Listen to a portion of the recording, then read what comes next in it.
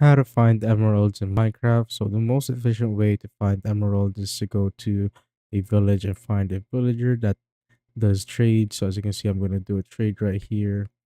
It's going to right click on a villager. So where was that villager? So this one.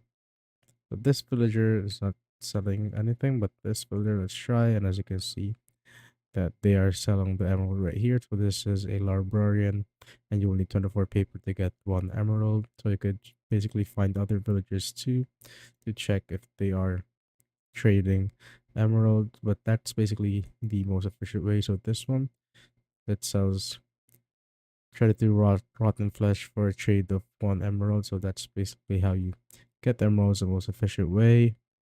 The next way to find emeralds is to go to any mountain biome or the windswept hill biome. And as you can see right here, if you go around, as you can see on the surface, you can see emeralds just like that.